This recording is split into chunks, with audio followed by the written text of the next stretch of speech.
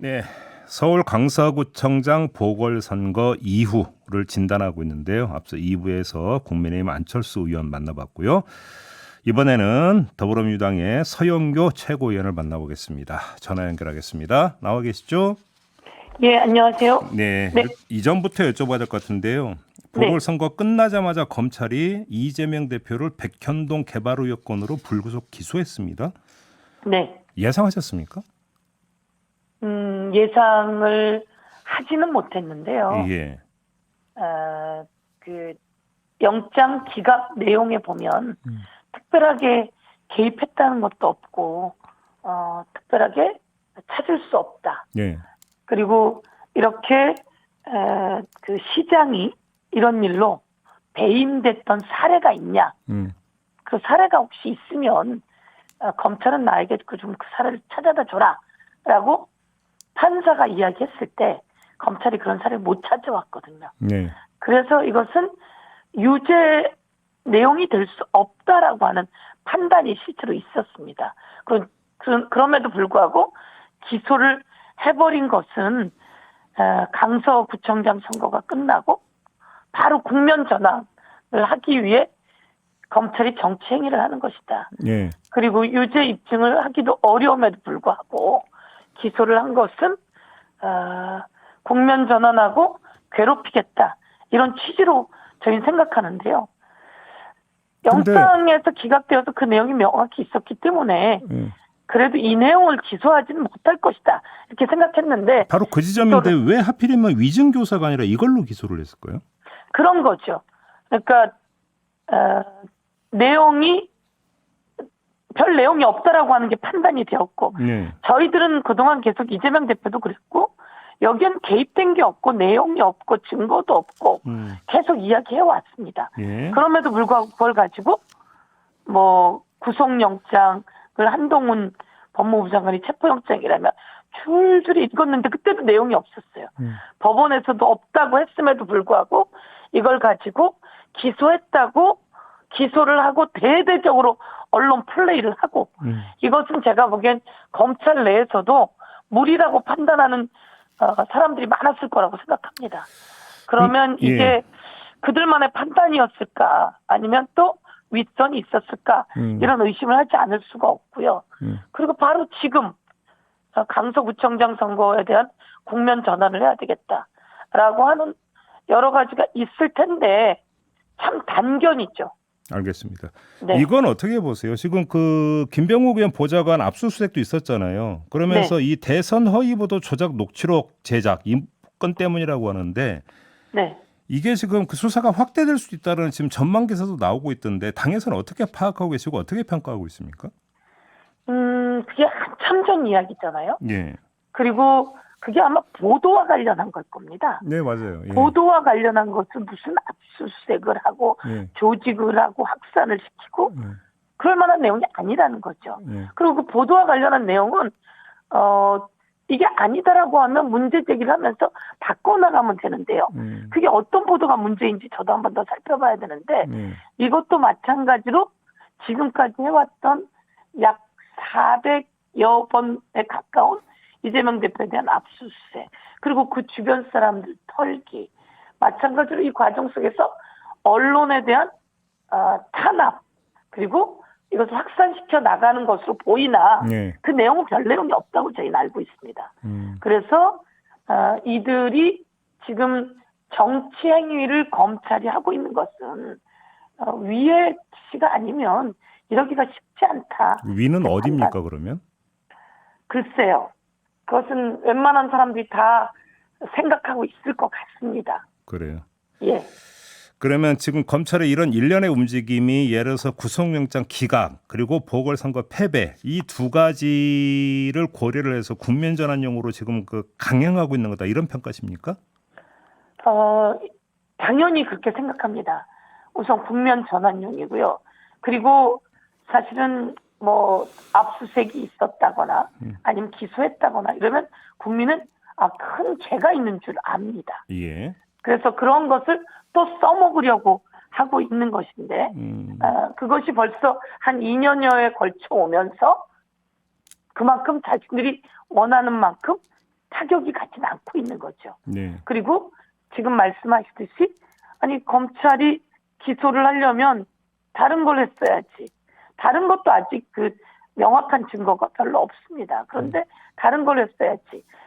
법원에서 특별한 개입 정황이 없다라고 증거도 없다라고 한 내용을 기소했다라고 모두 다 그렇게 얘기하거든요. 알겠습니다. 그래서 이걸 가지고 제가 보기에는 내년 총선까지 이재명 대표를 질질 재판을 끌면서 네. 불편하게 하려고 하는 심산이나 그동안 여러 가지 벌써 재판이 진행되어 오면서 검찰이 했던 기소 내용이 검찰에게 아주 불리하고 무리한 기소였고 이재명의 대표에 대한 것들은 다 이렇게 소명되고 벗겨지고 있는 상황이라서 네, 조만간 검찰이 크게 타격을 받을 것이다. 저희는 이렇게 예측하고 있습니다. 그럼 이제 바로 이제 강서구청장 보궐선거 결과로 넘어가나 아마 그러니까 네. 이게 다리가 될 것 같은데 그러면 네. 강서구청장 보궐선거 결과가 검찰의 이런가 사법적 타격력이 없음을 확인해 준 선거다. 혹시 이렇게 평가하시는 겁니까?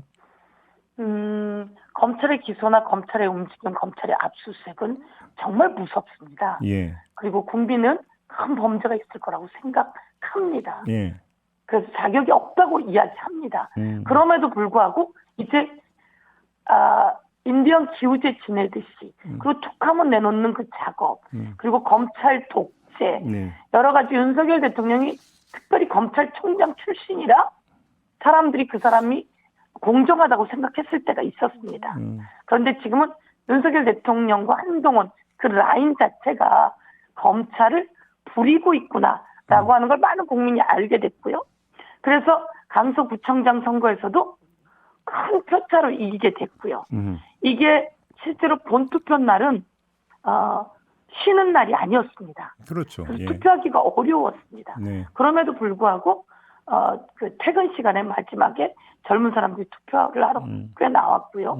만약에 그날이 쉬는 날이면서 투표를 했다고 한다면 제가 보기엔 더 큰 표차가 났을 것이고 이것에 대해서는 검찰의 행태가 이제는 아직도 먹히겠죠.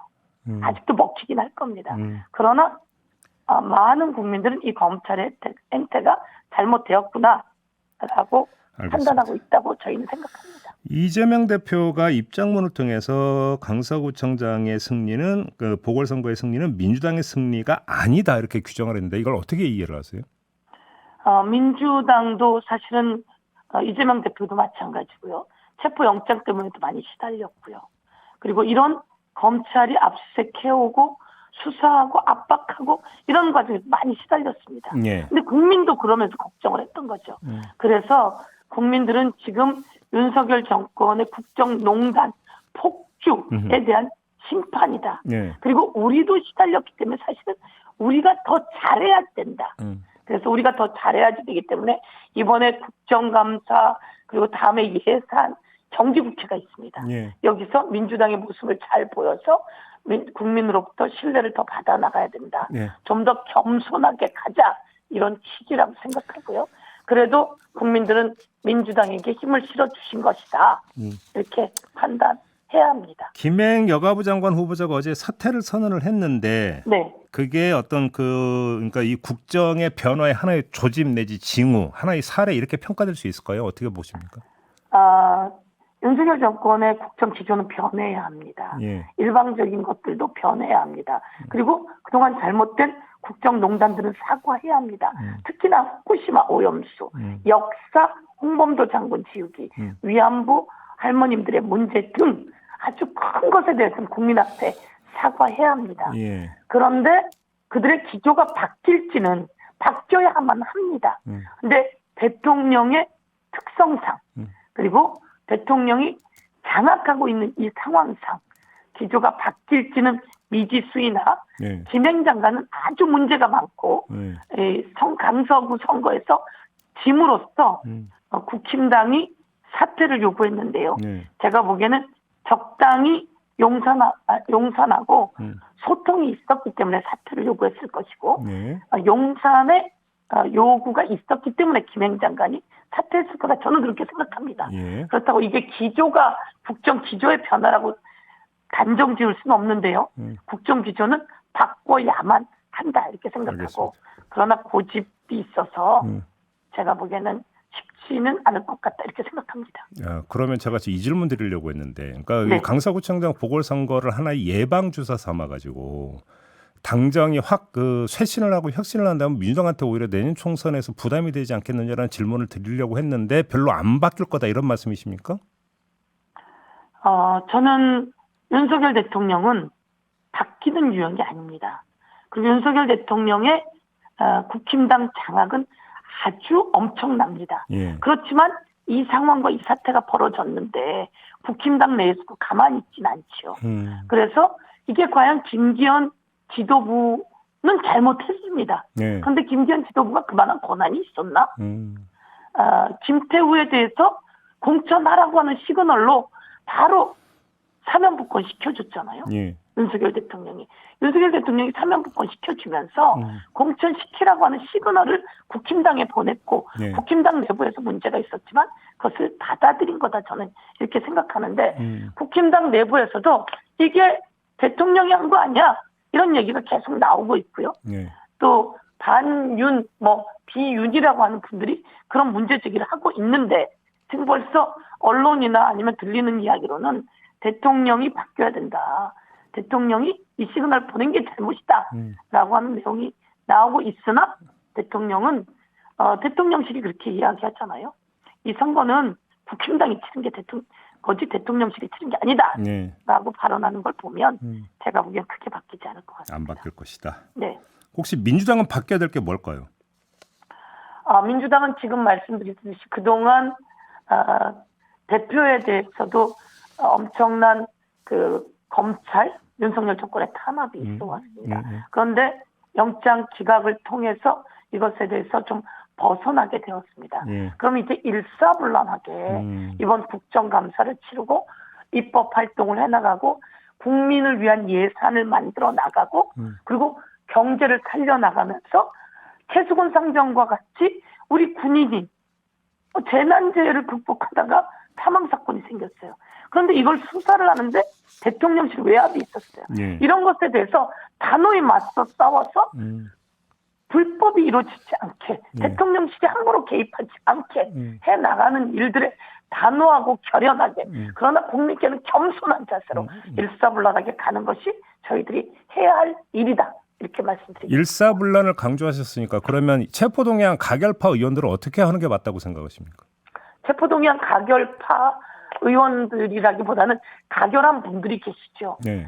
저희들이 간절하게 부결을 요청했고 지도부가 중앙회의에서도 그렇게 했습니다. 그런데 가결을 했기 때문에 저희가 그것은 해당 행위라고 지적은 했습니다. 그런데 지금 이 시점에 가결한 의원들을 어떻게 할 수가 있는 상황은 아니다. 저희는 이렇게 판단하고요. 네. 서로가 지금 소통해 나가면서 해야 할 일들을 더 찾아나가는 국민을 바라보고 일하기 위해서 소통하면서 저희들이 해야 할 일들을 뚜벅뚜벅 하는 게 맞다. 이렇게 말씀드리겠습니다. 그 전에 인터뷰에서 제가 똑같은 질문을 드렸을 때는 절차 개시를 언급하신 바가 있었는데 그때는 그 말씀을 하셨던 거죠. 예. 제가 말씀드렸듯이 뭐 내가 징계 관련 누구를 탄핵했다라고 하는 이야기가 있었냐고 앵커님이 질문하셨고요. 예. 그래서 그런 발언이 있었다라고 제가 말씀드렸고요.